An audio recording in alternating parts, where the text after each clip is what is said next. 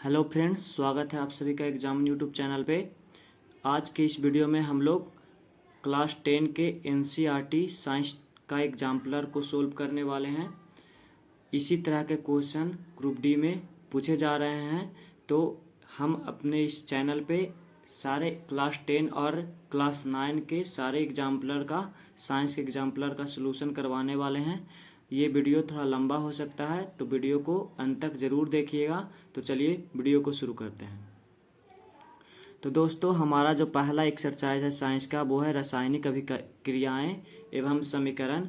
तो इसी के जो साइंस का एग्जाम्पलर है उसको आज हम सोल्व करवाने वाला हूँ। ठीक है, तो हमारा जो पहला जो क्वेश्चन है वो है कि निम्नलिखित में कौन सा भौतिक परिवर्तन नहीं है। ठीक है, पहला क्वेश्चन में पूछ रहा है कि इनमें से 4 ऑप्शन में से कौन है जो भौतिक परिवर्तन नहीं है। तो भौतिक परिवर्तन के बारे में आप लोग सबको पता होगा कि वैसा परिवर्तन जिसमें परिवर्तन होने के बाद नया पदार्थ का निर्माण नहीं होता है, तो वैसे परिवर्तन को भौतिक परिवर्तन कहते हैं। और परिवर्तन के बाद जिसमें नया पदार्थ का निर्माण होता है उसे रासायनिक परिवर्तन कहते हैं। तो पहला ऑप्शन है जल के क्वथन पर जल वाष्प बनना। तो आप लोग को पता है कि जल वाष्प बनने के बाद जो होता है वो जल का ही एक रूप है, जल का ही एक अवस्था है, जल का वाष्प गैसीय अवस्था है। तो इसलिए इसमें नया सब्सटेंस नहीं भरा है, तो ये मेरा नहीं होगा ऑप्शन। दूसरा है कि बर्फ के गलने पर जल बनना। तो ये भी है, जो जल का ही दूसरा रूप है, बर्फ से जल बनना क्या है, जल का एक बर्फ जल का ठोसीय रूप है। फिर जल का लवण में विलय होना।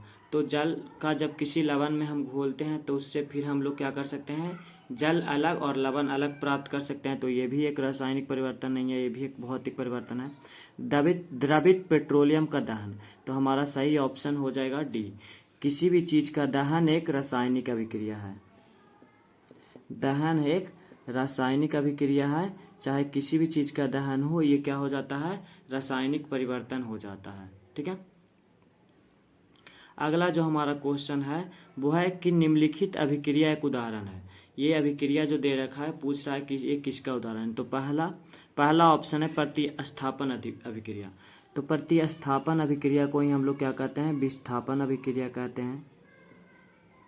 तो जैसे हम देख सकते हैं कि NH3 और 5O2, इसमें से आप देख सकते हैं कि जो NH3 है इसमें से ऑक्सीजन है जो हाइड्रोजन को क्या कर दे रहा है, विस्थापित कर रहा है।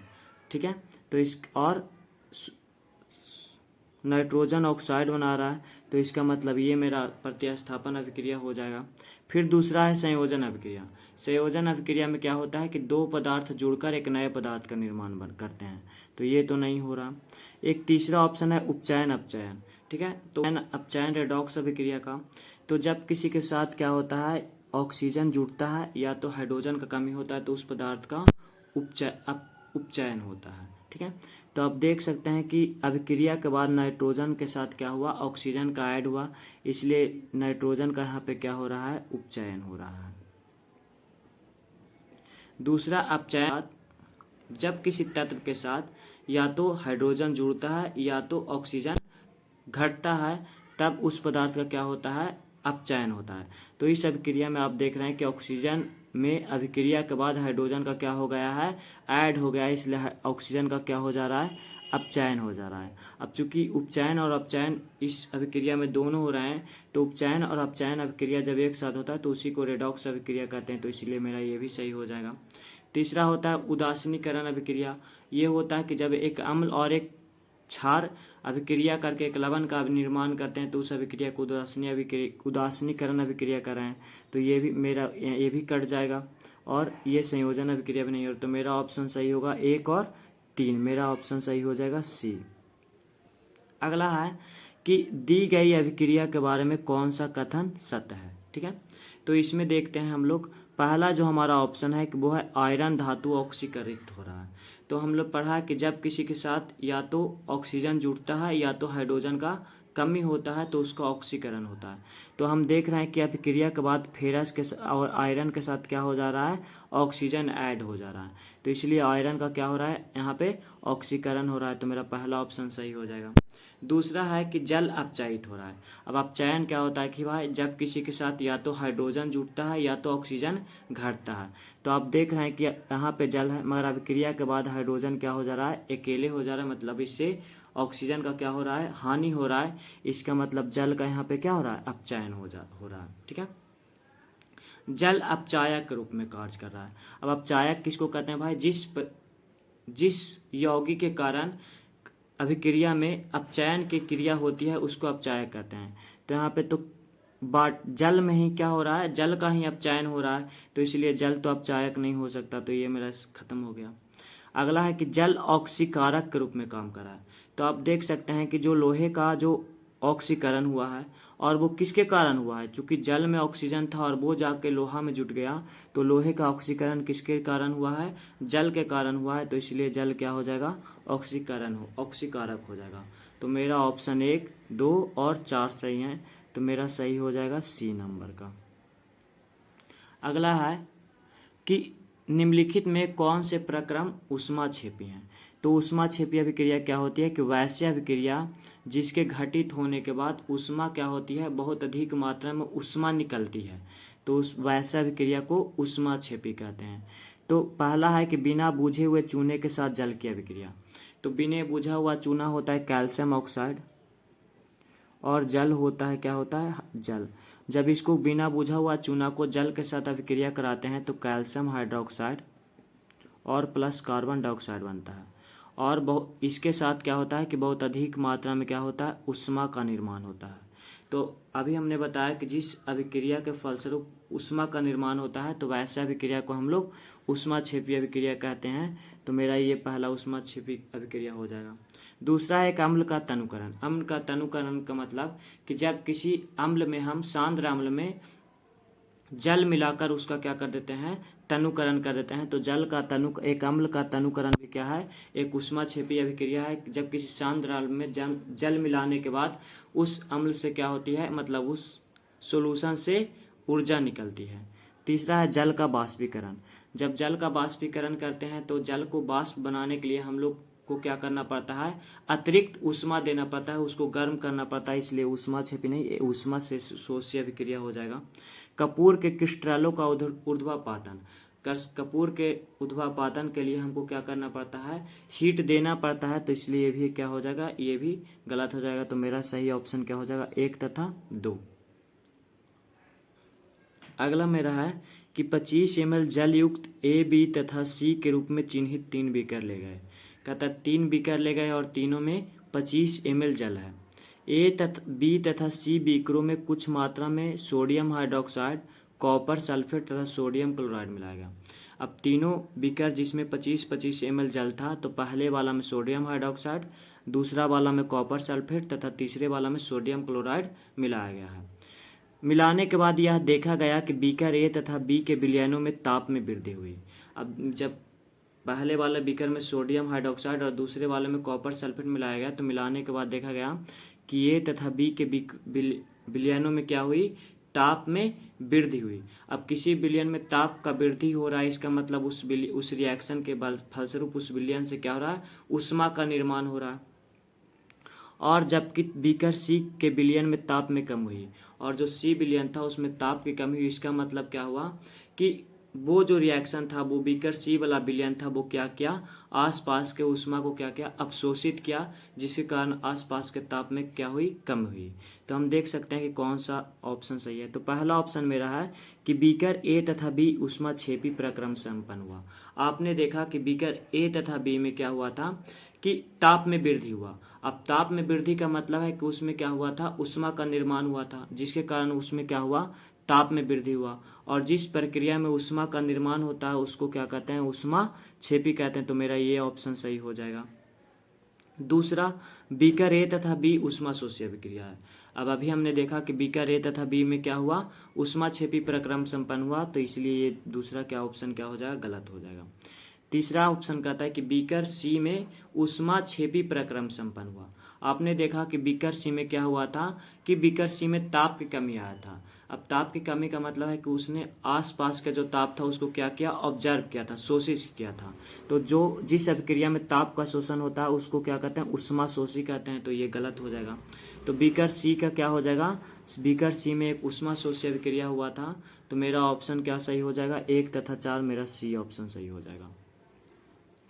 अगला है अम्लीय परमैंगनेट को विलयन युक्त एक बीकर में फेरस सल्फेट का तलु विलयन धीरे धीरे मिलाएगा। कहा कि एक परमैंगनेट है और वो क्या है, अम्ल, और एक परमैंगनेट का विलयन है, उसमें क्या किया जाता है, फेरस सल्फेट का तनु विलयन धीरे धीरे क्या किया जाता है, मिलाया जाता है। अब जिसके कारण क्या होता है कि हल्के जामुनी रंग का विलयन होता है जो क्या हो जाता है, छिन्न हो जाता है, अतः रंग क्या हो जाता है, विलुप्त हो जाता है। तो कौन सी व्याख्या उपरोक्त परीक्षण के लिए सही है। कहा गया कि जब एक अम्ल और एक परमैंगनेट का विलयन था तो उसमें फेरस सल्फेट का जो जामुनी रंग का विलयन था उसको क्या किया गया, मिलाया गया। तो फेरस सल्फेट का जो जामुनी रंग था वो धीरे धीरे क्या हो जाता है, खत्म हो जाता है। तो कहता है कि निम्नलिखित में कौन सी व्याख्या उपरोक्त परीक्षण के लिए सही है। तो हम देखते हैं भाई, पहले हम एक परमैंगनेट ले लेते हैं। तो हमने लिया पोटेशियम परमैंगनेट को KMnO4। फिर इसमें क्या था, हमने एक अम्लीय विलयन था तो इसलिए इसके साथ हमने सल्फ्यूरिक एसिड मिला दिया। अब इस विलयन में हमने धीरे धीरे क्या डाला, फेरस सल्फेट FeSO4। ठीक है। तो इससे क्या होता है कि इस अभिक्रिया के फलस्वरूप किसका निर्माण होता है, पोटेशियम सल्फेट और मैग्नीज सल्फेट और फेरिक सल्फेट का, और उसके बाद जल का निर्माण होता है।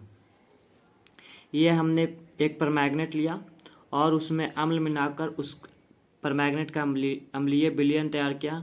अब इस विलयन में हमने फेरस सल्फेट को धीरे धीरे मिलाया। तो उसके बाद इस अभिक्रिया के फलस्वरूप पोटेशियम सल्फेट, मैग्नीज सल्फेट और फेरिक सल्फेट तथा जल का निर्माण होता है। तो अब देखते हैं ऑप्शन में। ठीक है, पहले ये क्या था, फेरस सल्फेट था, इसमें ऑक्सीजन के 4 अणु थे, मगर अभिक्रिया के फलस्वरूप ये फेरिक सल्फेट हो गया, इसमें ऑक्सीजन के 4 और 3 12 अणु हो गए। तो मतलब अभिक्रिया के फलस्वरूप क्या हो रहा है, इसमें क्या हो रहा है, ऑक्सीजन की वृद्धि हो रहा है। तो जब ऑक्सीजन का वृद्धि हो रहा है इसका मतलब क्या हो रहा है कि FeSO4 का क्या हो रहा है, ऑक्सीकरण हो रहा है। अब चूंकि FeSO4 का ऑक्सीकरण किसके कारण हो रहा है, पोटेशियम परमैंगनेट के कारण हो रहा है। तो इसलिए ये ऑप्शन क्या हो जाएगा, सही हो जाएगा कि पोटेशियम परमैंगनेट एक ऑक्सीकारक है और ये क्या कर रहा है, FeSO4 को क्या कर रहा है, ऑक्सीकृत कर रहा है। अब अगला हम बात कर लेते हैं, क्वेश्चन नंबर 7 है, जिसमें कहता है कि इसमें से कौन एक द्विविस्थापन अभिक्रिया है। द्विविस्थापन अभिक्रिया वैसा अभिक्रिया होता है जिसमें दो यौगिकों के बीच क्या होता है, आयनों का अदला बदली होता है, मतलब आयनों का एक्सचेंज होता है। तो वैसे अभिक्रिया को हम लोग द्विविस्थापन अभिक्रिया कहते हैं। तो इसमें Pb कॉपर क्लोराइड से रिएक्शन करके लेड क्लोराइड प्लस कॉपर बनाता है। तो यहाँ पे 2 यौगिक थे नहीं, एक तत्व और एक यौगिक के बीच रिएक्शन हो रहा है। तो ये मेरा हट खत्म हो जाएगा, क्योंकि मतलब द्विविस्थापन अभिक्रिया में 2 यौगिकों के बीच अभिक्रिया होने के फलस्वरूप उसमें क्या होता है, आयनों का एक्सचेंज होता है। इसमें सोडियम सल्फेट बैरियम क्लोराइड से रिएक्शन करके बैरियम सल्फेट और सोडियम क्लोराइड बनाता है। अब चूंकि इसमें सोडियम सल्फेट और बैरियम क्लोराइड 2 यौगिकों के बीच रिएक्शन हो रहा है, तो आप देख सकते हैं कि जो क्या था, कि जो सल्फेट था, सल्फेट आयन था, वो रिएक्शन के बाद किस पे चला गया, बैरियम के साथ चला गया। और जो क्लोरीन आयन था वो रिएक्शन के साथ सोडियम के साथ चला आया। तो इस रिएक्शन में 2 यौगिकों के बीच ये रिएक्शन हो रहा है और रिएक्शन के बाद क्या हो रहा है कि आयनों का क्या हो रहा है, एक्सचेंज हो रहा है। तो इसमें ये पहला तो क्या हो जाएगा, दूसरा ये द्विविस्थापन अभिक्रिया हो जाएगा। तीसरा है कार्बन तथा ऑक्सीजन अभिक्रिया करके कार्बन डाइऑक्साइड बनाते हैं। तो ये तो संयोजन अभिक्रिया हो जाएगा, जिसमें फिर अगला CH4 मीथेन प्लस ऑक्सीजन अभिक्रिया करके कार्बन डाइऑक्साइड और जल बना रहे हैं। तो इसमें क्या हो रहा है कि इसमें ये दहन अभिक्रिया हो रहा है, क्योंकि जो ऑक्सीजन के साथ अभिक्रिया करके जो उष्मा और जल देती है तो उसको उस अभिक्रिया को दहन अभिक्रिया कहते हैं। तो मेरा द्विविस्थापन अभिक्रिया क्या हो जाएगा, सिर्फ 2 नंबर। तो इसमें क्या हो जाएगा, ऑप्शन बी सही हो जाएगा। ठीक है। अगला जो है, सूरज की प्रकाश की उपस्थिति में सिल्वर क्लोराइड के उद्भासन पर वह स्लेटी क्यों हो जाता है। तो आप लोग को पता है कि सूरज के प्रकाश की उपस्थिति में सिल्वर क्लोराइड सिल्वर और क्लोरीन में टूट जाता है। ठीक है, तो इसमें पहला ऑप्शन क्या हो जाएगा कि, और जिसके कारण वो क्या हो जाता है, स्लेटी रंग का हो जाता है। तो इसका पहला ऑप्शन सही हो जाएगा कि सिल्वर क्लोराइड के अपघटन पर सिल्वर बनने से, मतलब सूरज के प्रकाश की उपस्थिति में सिल्वर क्या हो जाता है, और सिल्वर और क्लोरीन में टूट जाता है। अगला क्वेश्चन है कि ठोस कैल्शियम ऑक्साइड जल के साथ तीव्रता से अभिक्रिया कर कैल्शियम हाइड्रोक्साइड बनाता है और साथ में उष्मा उत्पन्न होती है। इस प्रक्रिया को चूने का बुझाना कहते हैं। कैल्शियम हाइड्रोक्साइड जल में घुलकर इसका विलयन बनाता है, जिसे चूने का पानी कहते हैं। निम्नलिखित में कौन से कथन चूने के बुझाने तथा इसे विलयन बनाने के लिए सत्य है। तो अभी हमने पीछे भी ऐसा क्वेश्चन था कि चूने के पानी जल के साथ, अब पीछे भी ऐसा क्वेश्चन था कि बिना बुझा हुआ चूना जिसे कैल्शियम ऑक्साइड कहा जाता है, ठीक है, और ये जल के साथ अभिक्रिया करके कैल्शियम हाइड्रोक्साइड और क्या देता है, कार्बन डाइऑक्साइड, और उसके साथ इसमें क्या होता है, अधिक मात्रा में ऊष्मा रिलीज होता है। ठीक है, तो आप तो कहता है कि और इस प्रक्रिया को चूना का क्या कहते हैं, बुझाना कहते हैं। इस प्रक्रिया को चूने का बुझाना कहते हैं। तो क्वेश्चन में कह रहा है कि निम्नलिखित में कौन सा जो ऑप्शन है चूने के बुझाने का प्रक्रिया के लिए सही है। तो पहला ऑप्शन है, यह एक ऊष्माशोषी अभिक्रिया है। अब ऊष्माशोषी क्या अभिक्रिया होती है कि वैसे अभिक्रिया जिसमें क्या होता है, जिसको होने में ऊष्मा का शोषण होता है। तो इसमें तो ऊष्मा का क्या हो रहा है, निर्माण हो रहा है। तो मेरा पहला गलत हो जाएगा। दूसरा, यह एक ऊष्माक्षेपी अभिक्रिया होता है। ऊष्माक्षेपी अभिक्रिया में क्या होता है कि अभिक्रिया के फलस्वरूप ऊष्मा का क्या होता है, निर्माण होता है। तो इसमें ऊष्मा का निर्माण हो रहा है। तो मेरा ये ऑप्शन सही हो जाएगा। तीसरा, परिणामी विलयन की पीएच 7 से अधिक होगी। तो आप देख रहे हैं कि मतलब जो चूने का पानी, मतलब बिना बुझा हुआ चूना है, वो जल के साथ रिएक्शन करके कैल्शियम हाइड्रोक्साइड, या इसे चूने का पानी कहते हैं। और चूंकि ये कैल्शियम हाइड्रोक्साइड होता है, ये धातु का हाइड्रोक्साइड है, और जो धातु का हाइड्रोक्साइड होता है वो क्या होता है, प्रकृति में क्षारीय होता है। अब चूंकि ये प्रकृति में क्षारीय होता है, इसलिए इसका विलयन पीएच मान क्या हो जाएगा, 7 से अधिक हो जाएगा। अब चौथा ऑप्शन है कि इसका पीएच 7 से कम होगी। चूंकि ये क्षारीय है तो इसका पीएच मान क्या होगा, 7 से अधिक हो जाएगा। तो मेरा ऑप्शन क्या हो जाएगा, 2 और 3 सही हो जाएगा। ऑप्शन बी सही है। अगला है कि बेरियम क्लोराइड अमोनियम सल्फेट के साथ अभिक्रिया करने पे बेरियम सल्फेट अमोनियम क्लोराइड देता है। निम्नलिखित में कौन सा अभिक्रिया सही प्रदर्शित है कि barium chloride BaCl2 ammonium sulphate से रिएक्शन करके, अमोनियम सल्फेट से रिएक्शन करने के बाद क्या बनाता है, बेरियम सल्फेट और प्लस NH अमोनियम क्लोराइड। ठीक है, अब हम देख लेते हैं ऑप्शन। मतलब ये दिया हुआ है कि बेरियम क्लोराइड अमोनियम सल्फेट से रिएक्शन करने के बाद बेरियम सल्फेट तथा अमोनियम क्लोराइड बनाता है। तो ये ऑप्शन से हमको चेक करना है। पहला है विस्थापन अभिक्रिया। अब विस्थापन अभिक्रिया क्या होता है कि जिसमें एक कोई तत्व किसी दूसरे तत्व के यौगिक से उस तत्व को क्या कर देता है, विस्थापित करके खुद का यौगिक बना रहा है। तो इसमें तो कोई एक तत्व है नहीं, इसमें 2 अलग अलग यौगिक हैं। तो मेरा ये खत्म हो जाएगा। अब क्षेपण अभिक्रिया। अब क्षेपण अभिक्रिया क्या होता है कि मतलब वैसा अभिक्रिया जिसमें अभिक्रिया के फलस्वरूप क्या हो जाता है कि एक ठोस, मतलब एक ठोस अपक्षेप बच जाता है। तो इसमें भी कोई अपक्षेप तो बच नहीं रहा है। तो ये भी मेरा खत्म हो जाएगा। अगला है संयोजन अभिक्रिया। संयोजन अभिक्रिया क्या होता है कि वैसी अभिक्रिया जिसमें 2 अलग अलग तत्व संयोग करके एक नए यौगिक का निर्माण करते हैं। तो उसमें उस अभिक्रिया को क्या कहते हैं, संयोजन अभिक्रिया। तो इसमें 2 अलग अलग मिलकर 2 अलग अलग चीज़ों का निर्माण करें तो ये संयोजन भी नहीं हो जाएगा। द्विविस्थापन। द्विविस्थापन अभिक्रिया क्या होती है कि इसमें 2 यौगिक रिएक्शन करके एक दूसरे को का आयनों का क्या कर लेते हैं, अदला बदली कर लेते हैं। तो ऐसे अभिक्रिया को हम लोग क्या कहते हैं, द्विविस्थापन। तो आप इसमें देख सकते हैं कि अभिक्रिया के फलस्वरूप जो क्लोराइड आयन था वो किस पे चला गया, अमोनिया पे चला गया। और जो सल्फेट आयन था वो किस पे चला गया, बैरियम के साथ चला गया। मतलब अभिक्रिया के फलस्वरूप दोनों का आयनों का क्या हो रहा है, एक्सचेंज हो रहा है। तो इसलिए क्या हो जाएगा, द्विविस्थापन अभिक्रिया हो जाएगा। तो हमारा ऑप्शन 4 सही है। अगला है कि जल का विद्युत अपघटन एक अपघटन प्रक्रिया है और जल के विद्युत अपघटन में मुक्त हुई हाइड्रोजन को ऑक्सीजन गैस का मोलर अनुपात है। तो आप लोग को पता है कि जल का आणविक सूत्र क्या होता है, H2O होता है। जब इसका विघटन होता है तो हाइड्रोजन और ऑक्सीजन का निर्माण होता है। ठीक है, तो कहता है कि जल में हुई विद्युत अपघटन में मुक्त हुई हाइड्रोजन एवं ऑक्सीजन का मोलर अनुपात है। तो आप देख रहे हैं कि विघटन के बाद हाइड्रोजन के 2 मोल बनते हैं और ऑक्सीजन के 1 मोल, तो क्या हो जाएगा 2:1। ऑप्शन बी सही हो जाएगा। अगला है कि निम्नलिखित में कौन ऊष्माशोषी प्रक्रम है। तो ये पीछे भी हमने पढ़ा कि वैसी अभिक्रिया जिसमें क्या होता है कि ऊष्मा का शोषण होता है, तो वैसे अभिक्रिया को हम लोग क्या कहते हैं, ऊष्माशोषी प्रक्रम कहते हैं। तो सल्फ्यूरिक अम्ल का तनुकरण, अभी हमने बताया कि अम्ल का तनुकरण एक क्या है, ऊष्माक्षेपी प्रक्रिया है। जब किसी अम्ल में हम पानी मिलाकर या जल मिलाकर उसको तनुकृत करते हैं तो उसके साथ उस रिएक्शन के फलस्वरूप क्या होता है, ऊष्मा का निर्माण होता है। तो ये ऊष्माक्षेपी हो जाएगा, तो ये गलत हो जाएगा।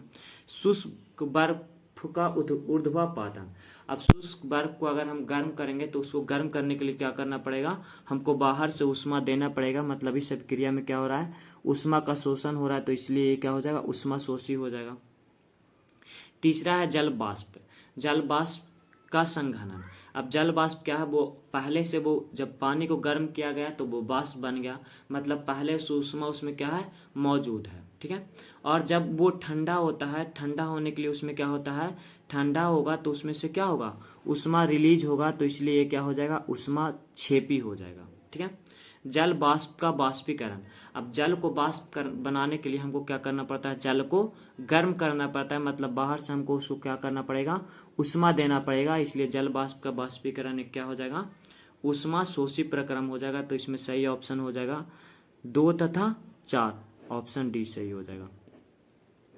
अगला क्वेश्चन है कि जलीय पोटेशियम आयोडाइड तथा जलीय लेड नाइट्रेट के मध्य द्वीप विस्थापन अभिक्रिया में लेड आयोडाइड का पीला अपक्षेप बनता है। ठीक है, कहता है कि जलीय क्या होता है, पोटेशियम आयोडाइड तथा जलीय लेड नाइट्रेट। अब इसका हम लोग पहले समीकरण लिखते हैं, पोटेशियम आयोडाइड और क्या है, लेड नाइट्रेट। अब ये जलीय है तो मतलब दोनों के साथ एक्वस सॉल्यूशन होता है। ठीक है, अब ये रिएक्शन के फलस्वरूप क्या बनता है, लेड आयोडाइड का पीला अपक्षेप बनता है, मतलब ये PbI2, ये एक पीला येलो अपक्षेप है, और क्या बनता है, पोटेशियम नाइट्रेट।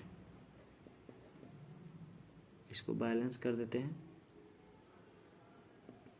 ठीक है, तो कहता है कि ये सबका एक्वस सॉल्यूशन है। जलीय मतलब क्या है, पोटेशियम आयोडाइड लेड नाइट्रेट से अभिक्रिया करके लेड आयोडाइड का पीला अपक्षेप और पोटेशियम नाइट्रेट बनता है।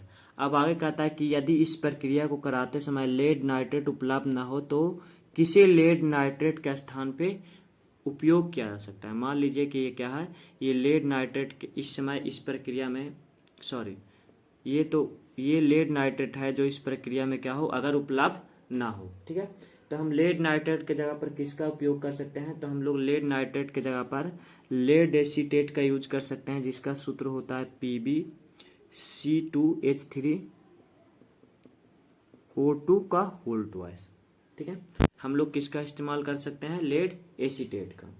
अगला क्वेश्चन है 14 नंबर कि तेल के नमूने को लंबे समय तक ताज़ा बनाए रखने के लिए इनमें से कौन सी गैस प्रयुक्त की जाती है। अब आप लोगों ने कुरकुरे लेज वगैरह का पैकेट देखा होगा, उसमें क्या करते हैं कि उसको ताज़ा बनाने रखने के लिए उसमें गैस भरा जाता है। तो उसमें कौन सी गैस भरा जाता है, तो जनरली उसमें निष्क्रिय गैस भरा जाता है, जिससे कि वो क्या हो सके कि अंदर में मौजूद चीज़ों से वो अभिक्रिया करके अभिक्रिया करके उसको खराब न कर दे।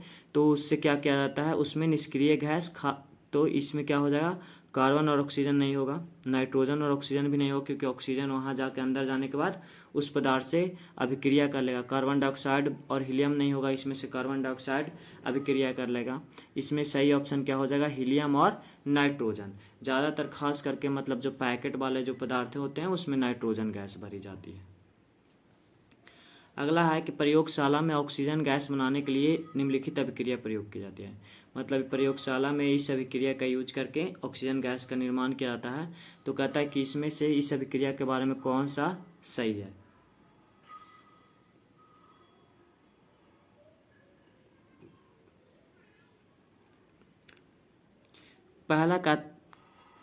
पहला है कि यह एक अपघटन अभिक्रिया है तथा ऊष्मा शोषी प्रकृति की है।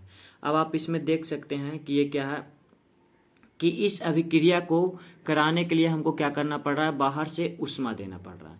तो ये तो ऊष्मा से शोषी अभिक्रिया हो गया, क्योंकि इसमें क्या हो रहा है, इस अभिक्रिया में ऊष्मा का शोषण हो रहा है। फिर कह रहा है कि यह है एक अपघटन अभिक्रिया। तो अपघटन अभिक्रिया के बारे में हमने पढ़ा कि जब एक सिंगल पदार्थ अभिक्रिया के बाद टूटकर दो नए पदार्थों का निर्माण करते हैं तो वैसे अभिक्रिया को हम लोग क्या कहते हैं, अपघटन अभिक्रिया कहते हैं। तो इसमें आप देख सकते हैं कि एक सिंगल पदार्थ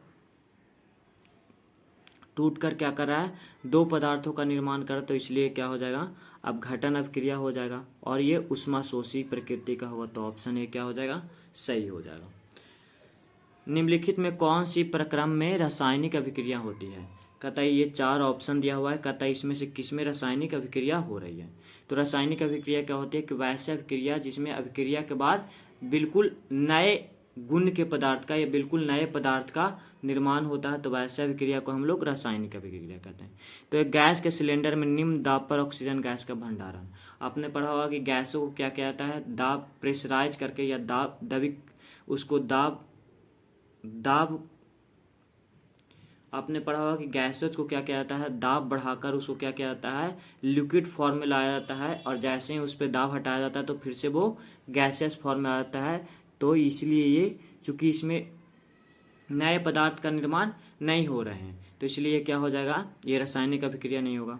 वायु का द्रवीकरण, वो भी है कि मतलब वायु को क्या किया जाता है, दाब कर मतलब उसको प्रेशराइज कर किसमें, द्रव अवस्था में बदल दिया जाता है, तो ये भी रासायनिक अभिक्रिया नहीं होगा। चीनी की प्याली में खुले पेट्रोल का रखना, मतलब एक चीनी मिट्टी का बर्तन में हम लोग क्या करते हैं, पेट्रोल को रखेंगे तो वो क्या हो जाएगा, वो वाष्पीकृत हो जाएगा, मगर उस पेट्रोल से हम फिर से क्या कर सकते हैं, पेट्रोल प्राप्त कर सकते हैं। इसमें सिर्फ अवस्था का चेंज हुआ, तो ये भी रासायनिक अभिक्रिया नहीं होगा। अब उच्च ताप पर वायु की उपस्थिति में कॉपर के तार को गर्म करना। जब उच्च ताप पर वायु की उपस्थिति में कॉपर के तार को गर्म करेंगे तो ये कॉपर ऑक्साइड बन जाएगा। चूंकि ये पहले कॉपर था और उसके बाद ये कॉपर ऑक्साइड का निर्माण हुआ, और कॉपर ऑक्साइड का जो गुण है वो कॉपर से क्या है, अलग है, तो इसलिए क्या हो जाएगा, ये एक रासायनिक परिवर्तन हो जाएगा, रासायनिक अभिक्रिया इसमें हो रहा है। तो ऑप्शन सी डी सही हो जाएगा। अगला क्वेश्चन है कि निम्नलिखित में कौन सी रासायनिक अभिक्रिया में अभिक्रिया के ताप एवं क्रियाफल की अवस्थाओं को सही संकेत चिन्हों द्वारा प्रदर्शित किया गया। तो रासायनिक अभिक्रिया में मतलब जो पदार्थ भाग लेते हैं उसके अवस्था को, मतलब वो सॉलिड अवस्था में है या गैस अवस्था में है या तो लिक्विड अवस्था में, उसको दर्शाया जाता है। तो इसमें से वही चेक करना है कि रासायनिक अभिक्रिया में जो भाग ले रहे हैं उसके सही अवस्था को दर्शाया गया है, और उसके बाद जो पदार्थ बन रहे हैं उसके सही अवस्था को दर्शाया गया है। तो ये आप देख सकते हैं कि हाइड्रोजन के बगल में एल दर्शाया गया है जो कि लिक्विड को प्रदर्शित करता है, और चूंकि हाइड्रोजन क्या होता है, अभिक्रिया के पहले हाइड्रोजन एक गैस है, तो मेरा ये गलत हो जाएगा। इसमें देख रहे हैं आप कि हाइड्रोजन को गैस अवस्था में दर्शाया गया है अभिक्रिया के फलस्वरूप, तो ये तो सही है। मगर ऑक्सीजन को क्या दर्शाया गया है, लिक्विड अवस्था में दर्शाया गया है, मगर ऑक्सीजन भी क्या है, एक गैस है, तो ये भी गलत हो जाएगा। इसमें हाइड्रोजन को गैस दर्शाया गया है, ऑक्सीजन को गैस दर्शाया गया है, ये सही है। इसके बाद दोनों अभिक्रिया करके जल का निर्माण करते हैं, और जल एक क्या है, लिक्विड है, तो ये मेरा तीनों अवस्थाओं को क्या किया गया है, सही दर्शाया गया, तो मेरा सी क्या हो जाएगा, करेक्ट हो जाएगा। अगला कार्य है कि निम्नलिखित में कौन संयोजन अभिक्रियाएं हैं। अब संयोजन अभिक्रियाएं क्या होती है कि जिसमें दो पदार्थ संयोग करके एक सिंगल पदार्थ का निर्माण करते हैं, तो वैसे अभिक्रिया को संयोजन अभिक्रिया कहा जाता है। तो इसमें आप पहला में देख सकते हैं कि ये इसको ऊष्मा दिया गया है, तो ये दो पदार्थों में टूट गया है, तो ये वियोजन अभिक्रिया हो जाएगा। अगला है कि मैग्नीशियम ऑक्साइड जल के साथ रिएक्शन करके मैग्नीशियम हाइड्रोक्साइड बना है, तो इसमें आप देख सकते हैं कि दो अलग अलग पदार्थ अभिक्रिया के फलस्वरूप क्या कर रहा है, एक सिंगल पदार्थ का निर्माण कर, तो इसलिए संयोजन हो जाएगा।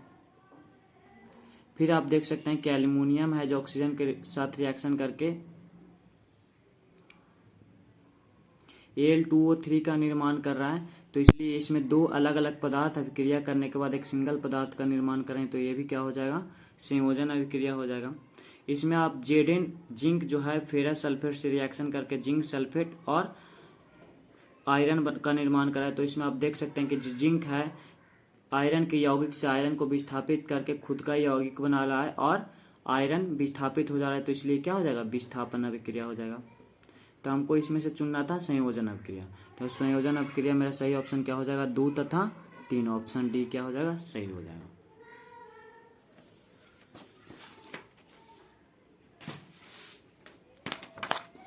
अगला क्वेश्चन है कि निम्नलिखित में से किसको पहचानना है, अपचायक को। तो अपचायक क्या होता है कि वैसा तत्व या यौगिक जिसके कारण क्या होती है, अपचयन की क्रिया होती है, तो वैसे तत्व या यौगिक को अपचायक कहते हैं।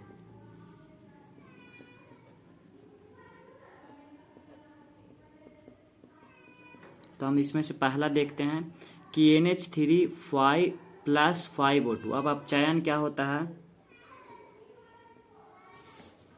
अपचयन क्या होता है पहले ये देख लेते हैं कि या तो हाइड्रोजन का योग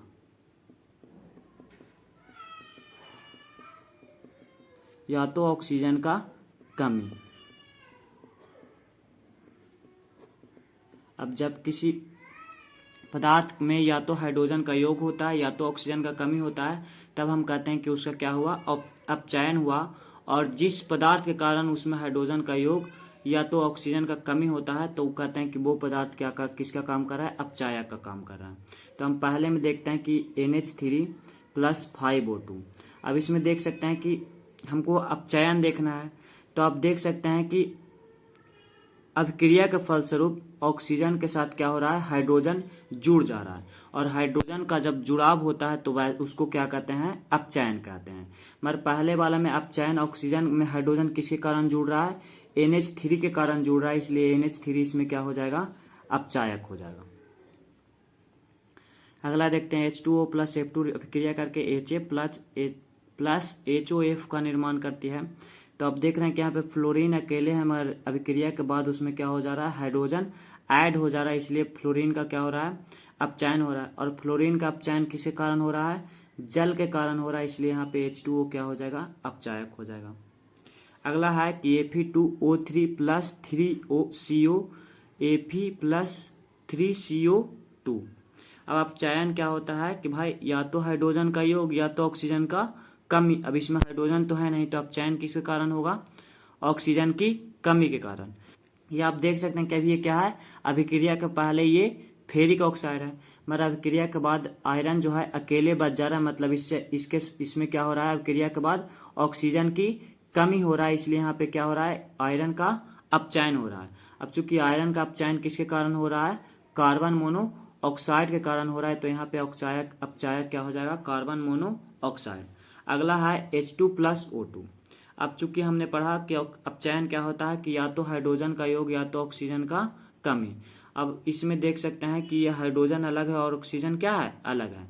मतलब अभिक्रिया के फलस्वरूप ऑक्सीजन के साथ क्या हो जा रहा है, हाइड्रोजन का वृद्धि हो जा रहा है, तो जिस कारण इस अभिक्रिया में ऑक्सीजन का क्या हुआ है, अपचयन हुआ है। ऑक्सीजन का अपचयन किसके कारण हुआ, हाइड्रोजन के कारण हुआ, इसलिए यहाँ पे हाइड्रोजन क्या हो जाएगा, अपचायक हो जाएगा। अगला है कि निम्नलिखित अभिक्रियाओं में ऑक्सीकारक को पहचानिए। अब वैसा तत्व या यौगिक जिसके कारण ऑक्सीकरण की क्रिया होती है, उस तत्व या यौगिक को ऑक्सीकारक कहते हैं। अब ऑक्सीकरण क्या होती है, यह ऑक्सीकरण में क्या होता है, ऑक्सीजन का वृद्धि होता है या तो हाइड्रोजन का क्या होता है, कमी होता है। अब हम देखते हैं पहले वाला में, ये Pb3O4 + 8 HCl है। अब अभिक्रिया के फलस्वरूप क्या हो रहा है कि आप देख सकते, हमको क्या करना है कि या तो ऑक्सीजन का योग या तो हाइड्रोजन का कमी वाला देखना है। तो आप देख सकते हैं कि यहाँ पे HCl, ठीक है। अभिक्रिया के बाद हाइड्रोजन में क्या हो जा रहा है, ऑक्सीजन का क्या हो जा रहा है, वृद्धि हो जा रहा है, ठीक है। अब आप देख सकते हैं कि यहाँ पे HCl, यहाँ पे ऑक्सीजन अणु नहीं है, मगर अभिक्रिया के बाद क्या हो जा रहा है कि हाइड्रोजन के साथ ऑक्सीजन अणु जुड़ जा रहे हैं, इसलिए हाइड्रोजन का क्या हो रहा है, यहाँ पे उपचयन हो रहा है या ऑक्सीकरण हो रहा है। अब हाइड्रोजन का ऑक्सीकरण किसके कारण हो रहा है, Pb3O4 के कारण, इसलिए यहाँ पे क्या हो जाएगा, ऑक्सीकारक कौन हो जाएगा, Pb3O4। अगला है Mg+O2। अब क्रिया के बाद आप देख सकते हैं कि मैग्नीशियम के साथ ऑक्सीजन का क्या हो रहा है, वृद्धि हो रहा है, इसलिए मैग्नीशियम का क्या हो रहा है, ऑक्सीकरण हो रहा है। मैग्नीशियम का ऑक्सीकरण किसके कारण हो रहा है, ऑक्सीजन के कारण हो रहा है, इसलिए ऑक्सीजन यहाँ पे क्या हो जाएगा, ऑक्सीकारक हो जाएगा। अगला है CuSO4+Zn। अभिक्रिया के फलस्वरूप आप देख सकते हैं कि जिंक के साथ ऑक्सीजन का क्या हो जा रहा है, वृद्धि हो जा रहा है। अभिक्रिया के पहले जिंक अकेले था, हमारे अभिक्रिया के बाद जिंक में क्या हो रहा है, ऑक्सीजन अणु जुड़ रहे हैं, इसलिए ऑक्सीजन का यहाँ पे जिंक का क्या हो रहा है, ऑक्सीकरण हो रहा है। और जिंक का ऑक्सीकरण किसके कारण हो रहा है, कॉपर सल्फेट CuSO4 के कारण, इसलिए CuSO4 इसमें क्या हो जाएगा, ऑक्सीकारक हो जाएगा। अगला है V2O5+5Ca। अब आप देख सकते हैं कि V2O5 कैल्शियम यहाँ पे अकेले है, मगर अभिक्रिया के फलस्वरूप कैल्शियम के साथ क्या हो रहा है, ऑक्सीजन अणु जुड़ रहे हैं, इसलिए यहाँ पे कैल्शियम का क्या हो रहा है, ऑक्सीकरण हो रहा है। और कैल्शियम का ऑक्सीकरण किसके कारण हो रहा है, V2O5 के कारण, इसलिए V2O5 क्या हो जाएगा, ऑक्सीकारक हो जाएगा। यहाँ पे Fe+H2O। अभिक्रिया के फलस्वरूप आयरन के साथ क्या हो जा रहा है,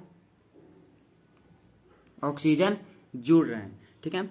अभिक्रिया के फलस्वरूप ऑक्सीजन के साथ, अभिक्रिया के बाद आयरन के साथ ऑक्सीजन जुड़ रहे हैं, इसलिए यहाँ पे आयरन का क्या हो रहा है, ऑक्सीकरण हो रहा है। आयरन का ऑक्सीकरण किसके कारण हो रहा है, जल के कारण हो रहा है, इसलिए यहाँ पे जल क्या हो जाएगा, ऑक्सीकारक हो जाएगा। अगला है CuO+H2। अभिक्रिया के फलस्वरूप आप देख सकते हैं कि यहाँ पे हाइड्रोजन अकेले है, मगर अभिक्रिया के बाद हाइड्रोजन के साथ ऑक्सीजन क्या हो रहा है, जुड़ रहा है, इसलिए हाइड्रोजन का क्या हो रहा है, यहाँ पे ऑक्सीकरण हो रहा है। और ऑक्सीजन, हाइड्रोजन का ऑक्सीकरण किसके कारण हो रहा है, CuO के कारण हो रहा है, इसलिए यहाँ पे CuO क्या हो जाएगा, ऑक्सीकारक हो जाएगा। अगला देख लेते हैं, कहता है कि निम्नलिखित रासायनिक समीकरणों को क्या करिए, संतुलित करिए तथा रासायनिक अभिक्रिया के प्रकार को पहचानिए, ठीक है। ये सारे जो अभिक्रिया दिया हुआ है, उसको समीकरण दिया हुआ है, उसको संतुलित करना और बताना है कि उसमें किस प्रकार की अभिक्रिया हो रही है। तो पहला आप देख सकते हैं कि मैग्नीशियम प्लस क्लोरीन रिएक्शन करके क्या बना रहा है, मैग्नीशियम क्लोराइड। अब यहाँ पे दो अलग अलग पदार्थ है, मैग्नीशियम और क्लोरीन, और दोनों अभिक्रिया के बाद जुड़कर एक सिंगल पदार्थ का निर्माण कर रहे हैं। और हमने पढ़ा था कि दो अलग अलग तत्व या यौगिक जुड़कर एक सिंगल तत्व या एक सिंगल यौगिक का निर्माण करते हैं, तो उस अभिक्रिया को क्या कहा जाता है, संयोजन अभिक्रिया। तो इस अभिक्रिया में क्या हो रहा है, संयोजन अभिक्रिया। अब बैलेंस करके इसको देखते हैं। इसमें अभिकारक में मैग्नीशियम के एक अणु, उत्पाद में भी मैग्नीशियम के एक अणु, तो ये बैलेंस है। अभिकारक में क्लोरीन के 2 अणु और उत्पाद में भी क्लोरीन के 2 अणु, तो ये रिएक्शन पहले से ही क्या है, बैलेंस है, इसको हमको बैलेंस करने का जरूरत नहीं है। अगला देख सकते हैं कि HgO को जब उष्मा देते हैं तो ये Hg और O2 में क्या हो जा रहा है, विघटित हो जा रहा है। अब हम पढ़े थे कि वैसे अभिक्रिया जिसमें एक सिंगल पदार्थ टूटकर दो या दो से अधिक पदार्थों का निर्माण करते हैं, तो वैसे अभिक्रिया को वियोजन अभिक्रिया। यहाँ पे HgO टूटकर Hg और O2 बना रहा है, तो इसलिए क्या हो जाएगा, वियोजन अभिक्रिया हो जाएगा। अब इसमें हम बैलेंस करने के लिए देखते हैं, अभिकारक में Hg का एक अणु, उत्पाद में भी Hg का एक अणु, मगर अभिकारक में हाइड्रोजन का एक अणु है और ऑक्सीजन का, उत्पाद में ऑक्सीजन का 2 अणु है। तो इसको बैलेंस करने के लिए हम लोग क्या करते हैं कि इसको 2 से गुना करते हैं। तो अब 2 से गुना किए तो ऑक्सीजन इधर भी 2, ऑक्सीजन इधर भी 2, मगर इधर क्या हो गया कि Hg है वो 2 हो गया, तो इधर भी Hg को क्या करना होगा, 2 से गुना करना होगा। अब ये हमारा अभिक्रिया है जो क्या हो गया, बैलेंस हो गया। अब सोडियम प्लस सल्फर क्या बनाता है, sodium di sulphate, sodium di sulphate, ठीक है। अब यहाँ पे देख सकते हैं कि सोडियम और सल्फर दो अलग अलग पदार्थ हैं और जुड़ने के बाद एक सिंगल पदार्थ का निर्माण कर रहा है, संलग्न हो रहा है, तो इस अभिक्रिया को हम लोग क्या कह देंगे, संयोजन। अब इसको बैलेंस करके देखते हैं। यहाँ पे सोडियम का एक अणु, यहाँ पे सोडियम का 2 अणु, तो हमको 2 से सोडियम का गुना करना होगा। अब यहाँ पे सोडियम 2 अणु, सोडियम 2 अणु, यहाँ पे सल्फर का एक अणु, सल्फर का एक अणु, तो मेरा ये रिएक्शन क्या हो गया, बैलेंस हो गया। अब TiCl4 प्लस Mg, ठीक है। अब उसके बाद अभिक्रिया के बाद निर्माण हो रहा है Ti प्लस MgCl2। हमने क्या पढ़ा था कि जब कोई तत्व किसी दूसरे तत्व के यौगिक से उस तत्व को क्या कर देता है, विस्थापित कर देता है, तो उस तत्व को, उस अभिक्रिया को एकल विस्थापन या प्रतिस्थापन अभिक्रिया कहते हैं। आप इसमें देख सकते हैं कि ये टाइटेनियम क्लोराइड है और उस मैग्नीशियम से रिएक्शन करने के बाद इसके टाइटेनियम के यौगिक से मैग्नीशियम टाइटेनियम को विस्थापित करके खुद का यौगिक बना लेता है और टाइटेनियम क्या हो जाता है, अलग हो जाता है, इसलिए ये क्या कहलाएगा, विस्थापन अभिक्रिया कहलाएगा। अब इसको बैलेंस, यहाँ पे टाइटेनियम एक, यहाँ पे भी टाइटेनियम एक, यहाँ पे क्लोरीन के 4 अणु, यहाँ पे क्लोरीन के 4 अणु, तो इसलिए हम इसको 2 से गुना करते हैं। अब यहाँ पे क्लोरीन के 2 दूना 4 अणु हो गए, यहाँ पे भी क्लोरीन के 4 अणु, मगर यहाँ पे मैग्नीशियम के 2 अणु हो गए, तो इधर भी हम मैग्नीशियम को 2 बना देते हैं, हमारा क्या हो गया, बैलेंस हो गया। अगला है CaO प्लस SiO2, CaSiO3 का निर्माण करता है। आप यहाँ पे देख सकते हैं कि 2 अलग अलग पदार्थ जुड़कर एक सिंगल पदार्थ का निर्माण कर रहा है, इसलिए क्या हो जाएगा, संयोजन अभिक्रिया हो जाएगा।